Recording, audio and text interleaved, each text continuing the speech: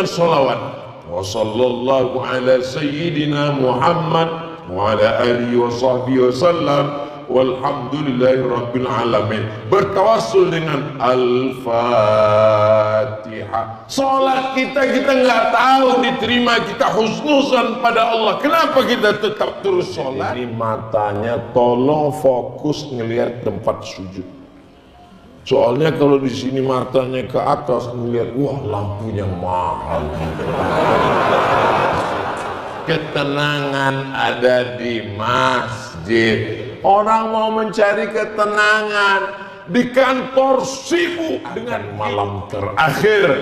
Kita akan bangun, kita akan berikan rasa kasih sayang ke istri, istri ke suami, ke anak-anak. Jadikan malam ini, kalau sholat seakan-akan sholat terakhir, kalau Ramadan seakan-akan Ramadan terakhir, kalau kita hidup besok pagi, itu adalah tambahan amal soleh insyaallah. Amin.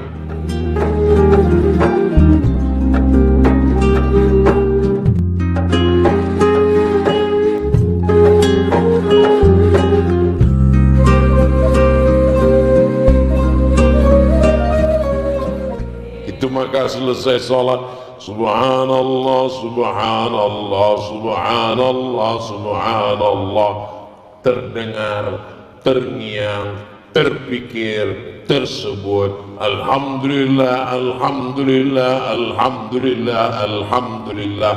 Saya kebetulan kalau jadi imam itu zikirnya saya baca jahar, tapi saya nggak nyalahkan yang sir. Ada juga imam kita biasanya sir. Nggak salah. Kenapa Ustaz baca jahar? Saya mau makmum mendengar itu.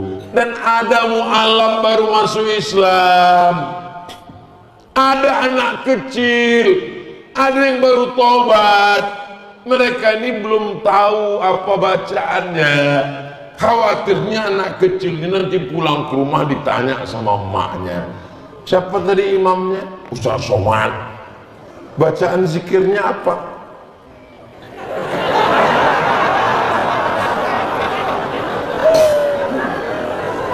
Jadi kalau saya baca jahar, anak-anaknya bisa jawab subhanallah, subhanallah, subhanallah. Pelan kita ngajar mereka. Jangan kita ajar mereka nggak benar.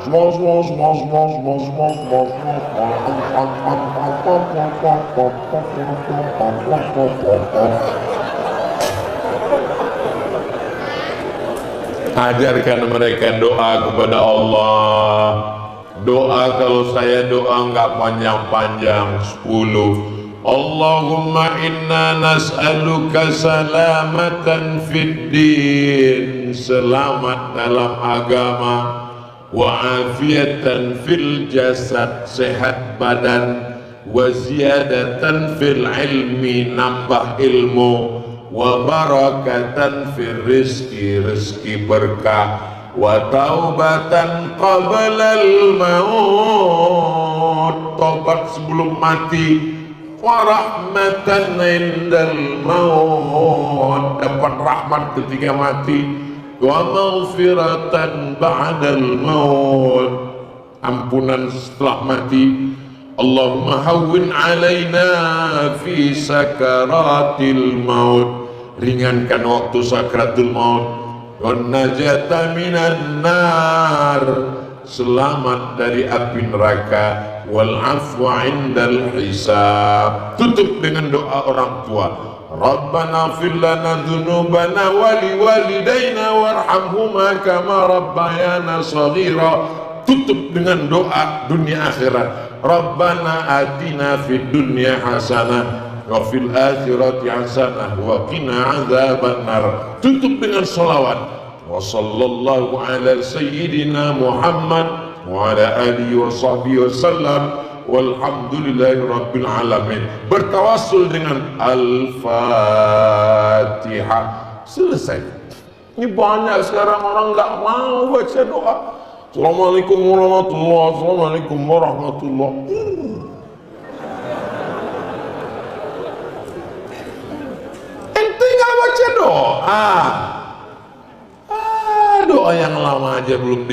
masa nambah doa baru? Apa ini? Doa ini ibadah. Sholat kita nggak tahu diterima, kita husnuzan pada Allah. Kenapa kita tetap terus sholat? Karena sholat adalah ibadah. Doa ini silahul mu'min. Doa terus. Kamu kok nggak pernah ikut doa? Doanya nggak sesuai sama saya, Pak Ustadz. Kenapa? Imamnya minta hujan, saya jual es krim. Loh. Yang diminta itu rahmatnya. Ini nggak ngerti. Kamu kenapa nggak ikut doa? Saya nggak ikut doa, Pak Ustadz, karena imamnya marah-marah terus. Mau.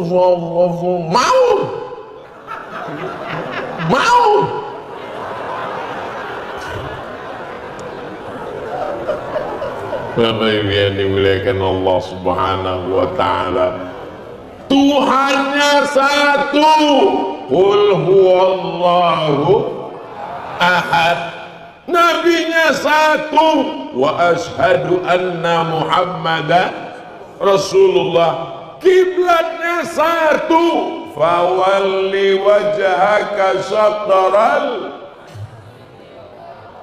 Masya Allah, Masjid Al-Kautsar, nikmat terbesar. Inna a'tainakal.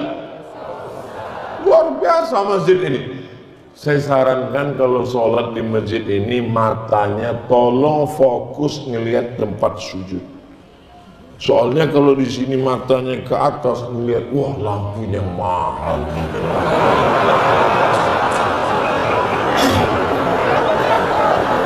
Apalagi kalau sampai ngelihat running text.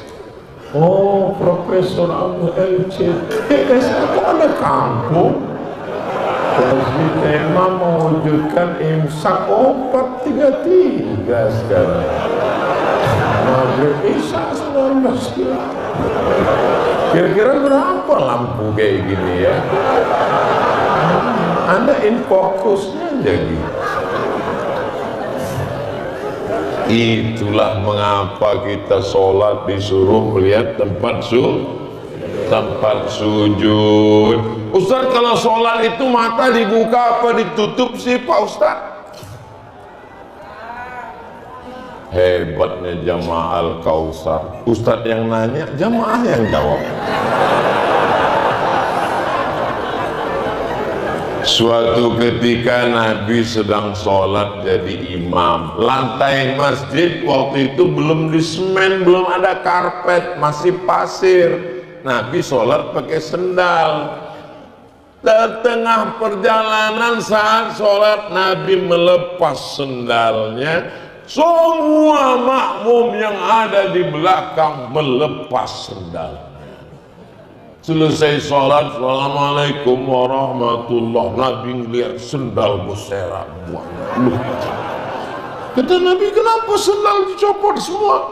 Karena kami melihat engkau melepas sendalmu, kami tanpa tanya sami'na wa ata'na, kami lepas sendal. Begitu sahabat. Kata Nabi, aku tadi ngelepas sendal karena malaikat Jibril datang ngasih tahu di sendal ada najis.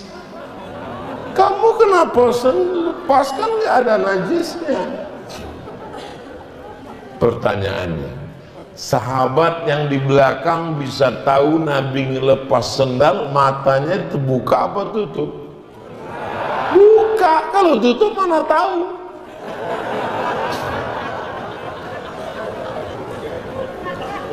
Kebetulan Nabi sedang sakit. Yang jadi imam Sayyidina Abu Bakar Siddiq radhiyallahu anhu. Abu Bakar jadi imam, makmumnya sahabat. Tiba-tiba di tengah perjalanan saat sholat, Nabi datang. Kan nggak mungkin ngasih tahu Abu Bakar, Nabi datang. Nggak mungkin. Maka sahabat di belakang menepuk tangan ngasih tahu. Mau ngasih tahu Sayyidina Abu Bakar. Lalu kemudian pertanyaannya, dari mana sahabat tahu Nabi datang? Karena matanya terbuka. Kalau matanya tutup mana tahu tiba-tiba Nabi datang? Ada Nabi. Uqtulul aswadaini fi shalah. Bunuhlah dua yang hitam ketika kamu sedang sholat. Allahu Akbar. Nampak dua yang hitam.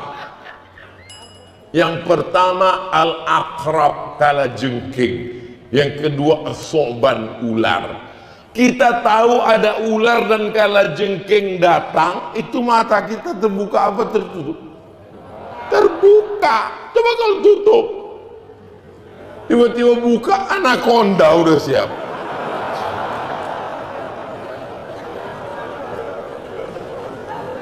Tapi ada saat-saat tertentu mata kita mesti ditutup karena khawatir menimbulkan fitnah.